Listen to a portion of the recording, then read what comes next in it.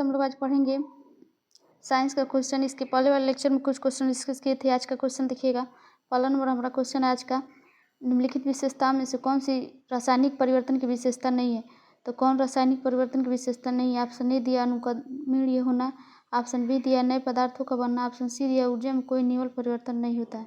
तो रासायनिक परिवर्तन की विशेषता ये नहीं है ऑप्शन सी, क्योंकि रासायनिक परिवर्तन में कोई ऊर्जा में परिवर्तन होता है, वो अपनी पुनः अवस्था में नहीं आ सकता। देखिएगा इस एक्सप्लेनेशन। दिए गए विकल्पों में अनुक्रमणीय होना, नए पदार्थ का बनना, ऊर्जा का अवशोषण होना रासायनिक परिवर्तन की विशेषता है, जबकि ऊर्जा में कोई निवल परिवर्तन नहीं होना रासायनिक उर्वरता की विशेषता नहीं है। यानी कि रासायनिक परिवर्तन का विशेषता नहीं है, भौतिक परिवर्तन की विशेषता है, इसलिए इसका आंसर ऑप्शन सी हो जाएगा। अगला क्वेश्चन देखिएगा।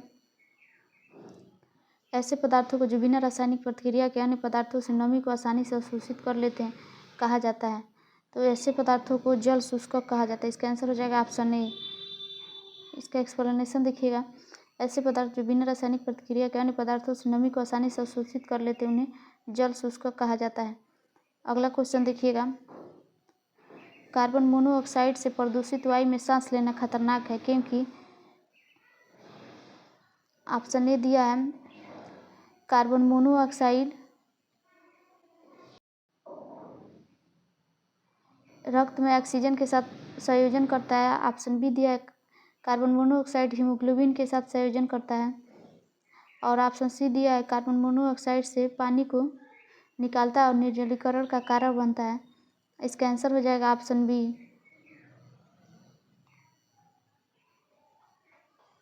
कार्बन मोनोऑक्साइड से प्रदूषित वायु में सांस लेना खतरनाक है क्योंकि यह हीमोग्लोबिन के साथ संयोजन करके रक्त परिसंचरण तंत्र को बाधित करता है, जिससे व्यक्ति की मृत्यु हो जाती है। और कार्बन मोनोऑक्साइड एक रंगीन एवं गंधहीन गैस है जो मोटर वाहन एवं भट्टियों के ईंधन जलाने से निकलती है। अगला क्वेश्चन देखिएगा। तो फ्रेंड्स, हम लोग का आज का क्वेश्चन जो केमिस्ट्री का था वो समाप्त हो गया। इसके पहले हम लोग फिजिक्स का डिस्कस किया था शुरुआत में, उसके बाद से केमिस्ट्री का। अब बायोलॉजी का क्वेश्चन है। देखिएगा बायोलॉजी का पहला क्वेश्चन। पुस्तक द ओरिजिन ऑफ स्पीसीज किसने लिखा था? तो पुस्तक the origin of species Darwin ने लिखा था। इसका आंसर हो जाएगा ऑप्शन डी। इसका एक्सप्लेनेशन देखिएगा। द ओरिजिन ऑफ स्पीसीज पुस्तक डार्विन द्वारा लिखी गई है। चार्ल्स डार्विन इंग्लैंड के जैव विकासविद थे। इनके द्वारा प्रस्तुत विकासवाद को डार्विनवाद या प्राकृतिक वर्णवाद कहते हैं। अगला क्वेश्चन है, मानव तंत्र में इंसुलिन किसका उपापचय या मेटाबॉलिज्म को नियंत्रित करता है? तो इंसुलिन किसका नियंत्रित करता है? तो देखिएगा ऑप्शन ए दिया है वसा, ऑप्शन बी है कार्बोहाइड्रेट। इसका आंसर हो जाएगा ऑप्शन बी, कार्बोहाइड्रेट का ये नियंत्रित करता है। इसका एक्सप्लेनेशन देखिएगा। इंसुलिन का उत्पादन अग्नाशय ग्रंथि से होता है। यह हार्मोन्स एक प्रोटीन है एक प्रकार का जो ग्लूकोज समस्थन के में मुख्य भूमिका निभाता है। इंसुलिन लक्ष्य कोशिकाओं में ग्लूकोज से ग्लाइकोजन बनने की प्रक्रिया को भी प्रेरित करता है। ग्लूकोज कार्बोहाइड्रेट का एक स्वरूप है। अगला क्वेश्चन देखिएगा। निम्नलिखित में से एंटीबायोटिक है। ऑप्शन ए है पेनिसिलिन, ऑप्शन बी है एस्पिरिन, ऑप्शन सी है पैरासीटामोल, ऑप्शन डी है सल्फाडाइजिन। इसका आंसर हो जाएगा उपयुक्त में ऑप्शन ई हो जाएगा इसका आंसर। इसका एक्सप्लेनेशन देखिएगा। पेनिसिलिन और सल्फाडाइजिन एंटीबायोटिक है। एंटीबायोटिक का उपयोग क्यों किया जाता है? तो बैक्टीरिया जनित रोगों के उपचार में किया जाता है, इसलिए उसका उत्तर एक उपयुक्त में से एक से अधिक हो जाएगा। ऑप्शन ई हम लोग ने आंसर इसका किया है। पेनिसिलिन और सल्फाडाइजिन एंटीबायोटिक है। अगला क्वेश्चन देखिएगा। इनके से कौन सा कार्बोहाइड्रेट है? तो किससे कार्बोहाइड्रेट मिलता है? तो मुख्यतः चावल से हम लोग को मिलता है। इसका आंसर हो जाएगा ऑप्शन सी। इसका एक्सप्लेनेशन देखिएगा। चावल में कार्बोहाइड्रेट मुख्य स्रोत है कार्बोहाइड्रेट का। 100 ग्राम पके हुए चावल में कितना % कार्बोहाइड्रेट की मात्रा होती है? तो 25.5 ग्राम। और चावल में 90% कैलोरी कार्बोहाइड्रेट से आती है। चावल खाद्य पदार्थों की तुलना में अधिक विटामिन, खनिज और फाइबर प्रदान करता है। अगला क्वेश्चन देखिएगा। कीट संवर्धन क्या है? तो कीटों की वृद्धि करने का विज्ञान है। इसका आंसर हो जाएगा ऑप्शन ए। कीट संवर्धन जैसे केंचुओं की वृद्धि करने का विज्ञान है। केंचुआ कृषकों का मित्र एवं भूमि की आंत कहा जाता है। केंचुआ खाद्य या वर्मी पोषक पदार्थों से भरपूर एक उत्तम जैव उर्वरक है। अगला क्वेश्चन देखिएगा। जेनेटिक्स किसका अध्ययन है? तो अनुवांशिकता और विचरण का अध्ययन है। इसका आंसर हो जाएगा ऑप्शन डी। इसका एक्सप्लेनेशन है। जेनेटिक्स जीव विज्ञान की वह शाखा जिसके अंतर्गत जीवधारियों में जीनों और अनुचक्ता विचरण का अध्ययन किया जाता है। अगला क्वेश्चन देखिएगा, गर्भ में भ्रूण के विकास को जानने के लिए निम्नलिखित में किस तरंगों का उपयोग किया जाता है? तो किस तरंगों का उपयोग किया जाता है? पराध्वनि तरंगों का, ऑप्शन सी हो जाएगा। इसका एक्सप्लेनेशन देखिएगा, गर्भ भ्रूण के विकास को जानने के लिए अल्ट्रासाउंड तकनीक के लिए पराध्वनि उपयोग किया जाता है।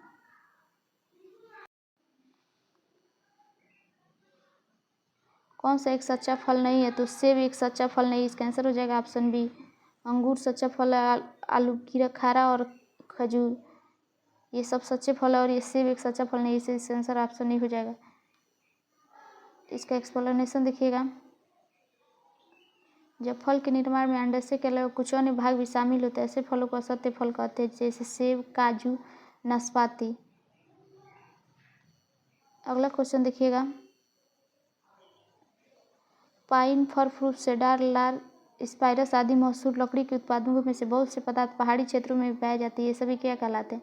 तो अनारद्विजीय कहलाते हैं, इसका आंसर हो जाएगा ऑप्शन बी।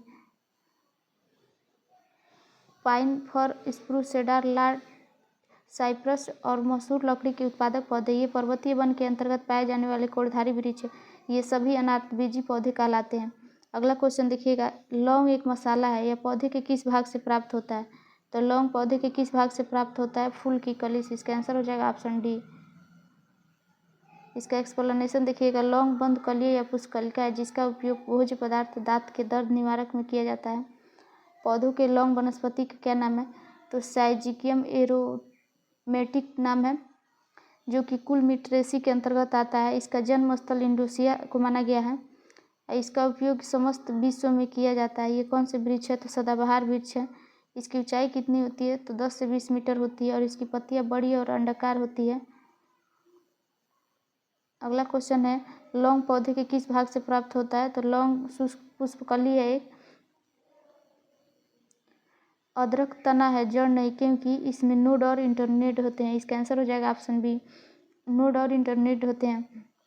इसका एक्सप्लेनेशन देखिएगा, नोड और इंटरनेट का उपस्थित तना विशेष लक्षण है। चूंकि अदरक में ये संरचनाएं पाई जाती है अतः कहा जाता है कि अदरक तना है अथवा जड़ नहीं। अगला क्वेश्चन देखिएगा, परागकण की सुपरिभाषा है। तो परागकण का पराग केसर से क्लुम छिद्र तक स्थानांतरित होने की क्रिया को परागकण कहते हैं। इसका एक्सप्लेनेशन देखिएगा, परागकण में पुष्प के पराग केसर के परागकण स्थानांतरित होकर पुष्प के स्त्री केसर और क्लुम छिद्र तक पहुँचते हैं, इस क्रिया को परागकण कहते हैं। अगला क्वेश्चन है, पादप कली है। तो पादप कली क्या एक भ्रूण या टहनी है? इसका आंसर हो जाएगा ऑप्शन ए। इसका एक्सप्लेनेशन देखिएगा, वनस्पति विज्ञान में किसी अविकसित परत को कली या कलिका कहते हैं। यह किसी पत्ती के कक्ष पर या तने के अंतिम छोर पर उत्पन्न होती है। अगला क्वेश्चन देखिएगा, पौधे जो नमक युक्त मिट्टी में उगते हैं। तो पौधे जो नमक युक्त मिट्टी में उगते हैं वे क्या कहलाते हैं? तो हेलोफाइट कहलाते हैं, इसका आंसर हो जाएगा ऑप्शन सी। लौड़ मृदुबीज हेलोफाइट उन पादपों को कहते हैं जो उच्च लौड़ाकृत जल में पैदा होते हैं। अगला क्वेश्चन देखिएगा, लौड़ा युक्त वातावरण प्रेमी को क्या कहते हैं? तो वातावरण प्रेमी को कहते हैं लौड़ादुमृद, इसका आंसर हो जाएगा ऑप्शन डी। इसका अगला क्वेश्चन देखिएगा, एक्सप्लेनेशन इसमें नहीं दिया। इलेक्ट्रोएन्सेफेलोग्राम ईईजी क्या होता है?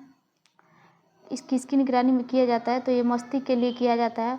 और इसका ईसीजी का उपयोग किस में किया जाता है? तो ये हृदय के लिए किया जाता है, मतलब हृदय की जांच के लिए किया जाता है ईसीजी का प्रयोग, और ईईजी का प्रयोग मस्तिष्क के लिए किया जाता है। इसको ध्यान दीजिएगा। ईईजी इलेक्ट्रोकैर्नियोफिलोग्राम मस्तिष्क की विद्युत गतिविधि को मापने वाला यंत्र है जो संवेदक प्रबंधक के सिद्धांत पर कार्य करता है। अगला क्वेश्चन देखिएगा, मांसपेशियों के दर्द में उपचार में कौन सा विकिरण प्रयोग किया जाता है? तो इंफ्रारेड, इसका आंसर हो जाएगा ऑप्शन ए इंफ्रारेड। इंफ्रारेड विकिरण या अवरक्त विकिरण का उपयोग मांसपेशियों के दर्द के उपचार में किया जाता है। इंफ्रारेड विद्युत उपकरण जिनसे यह विकिरण उत्सर्जित की जाती है। कौन सा विकिरण? तो इंफ्रारेड। अगला क्वेश्चन देखिएगा, जीवों में अत्यधिक विविधता का कारण है। तो उत्परिवर्तन ही जीव विविधता का कारण है। वैज्ञानिकों का वह समूह जिसने प्रकृतिवाद के सिद्धांत को आधुनिक रूप दिया है नव डार्विनवाद कहते हैं। आधुनिक नव डार्विनवादियों के अनुसार जीन में साधारण परिवर्तनों के उपरांत नए जीव बनते हैं जिससे विभिन्नताएं बढ़ जाती हैं। इन परिवर्तनों को उत्परिवर्तन कहते हैं। देखिएगा, ये परिवर्तन स्पष्टतः वंशागत होते हैं। पीढ़ियों में वर्ण नई जातियों की उत्पत्ति होती है। अगला क्वेश्चन देखिएगा, मेंडल के आनुवंशिकता का सिद्धांत किस पर आधारित है? तो लैंगिक जनन पर आधारित है। इसका आंसर हो जाएगा ऑप्शन सी, मेंडल का आनुवंशिकता लैंगिक जनन पर आधारित है। अगला क्वेश्चन देखिएगा, डीएनए की खोज किसने किया था? डीएनए की खोज किसने किया था? तो डीएनए की खोज इसमें किसी ने नहीं किया था। इसका आंसर हो जाएगा उपयुक्त में से कोई नहीं, क्योंकि ये जेम्स वाटसन और फ्रांसीसी क्रिक ये डीएनए का मॉडल दिए थे, क्रिक्स मॉडल। इसका खोज देखिएगा किसने किया था, तो इसका खोज किया था मिक्सचर ने। यह गलत धारणा है कि जेम्स वाटसन और फ्रांसीसी क्रिक, जेम्स विल्कर और फ्रैंकलिन नामक वैज्ञानिकों ने डीएनए की खोज की थी। वस्तुतः इन वैज्ञानिकों ने एक्सरे विश्लेषण द्वारा 1953 में डीएनए का कुंडलाकार विन्यास प्रस्तुत किया था। वास्तव में डीएनए का पहचान सर्वप्रथम 1869 ईस्वी में स्विस रसायन विज्ञान फ्रेडरिक मिक्सचर ने किया था। फ्रेडरिक ने इसे न्यूक्लिन कहा था। तो इसका आंसर हो जाएगा फ्रेडरिक मिक्सचर। इसमें ऑप्शन में उपयुक्त में से कोई नहीं हो जाएगा। अगला क्वेश्चन है, जीव कोशिका में आनुवंशिक लक्षणों के नियंत्रण में निम्नलिखित में से कौन सा उत्तरदायी होता है? तो जीन के आनुवंशिक लक्षणों के लिए डीएनए उत्तरदायी होता है। इसका आंसर हो जाएगा option D, deoxyribonucleic acid. DNA का फुल फॉर्म क्या होता है? तो डीऑक्सीराइबोन्यूक्लिक एसिड। अगला क्वेश्चन देखिएगा, यकृत और मांसपेशियों को ऊर्जा जमा हो जाती है। तो यकृत और मांसपेशियों की ऊर्जा ग्लाइकोजन के रूप में जमा होती है। इसका आंसर होगा ऑप्शन डी। इसका एक्सप्लेनेशन दिया है, शरीर की कोशिकाओं को कार्य करने के लिए ऊर्जा की आवश्यकता होती है। यह ऊर्जा शुगर और वसा प्रोटीन की रासायनिक क्रियाओं से प्राप्त होती है। शुगर शरीर में ग्लूकोज में परिवर्तित हो जाती है, जो एक सरल शर्करा है, अवशोषित होकर रक्त से विभिन्न अंगों और ऊतकों में पहुंच जाती है। यकृत और मांसपेशियों में मुक्त ग्लूकोज और ऊर्जा ग्लाइकोजन के रूप में जमा हो जाती है।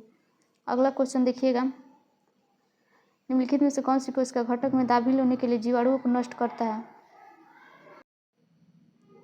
तो लाइसोसोम इसको नष्ट करता है। इसका आंसर हो जाएगा ऑप्शन बी। तो फ्रेंड्स, हम लोग आगे का क्वेश्चन कल के लेक्चर में डिस्कस करेंगे। अगर आप टीआरई 4 एग्जाम की तैयारी कर रहे हैं तो बीपीएससी के पीवाईक्यू क्वेश्चन और टीआरई में 1 से लेकर 3 तक के जितने भी क्वेश्चन अभी तक पूछे गए हैं तो उसका आप लोग पढ़ लीजिए या प्रैक्टिस कर लीजिए।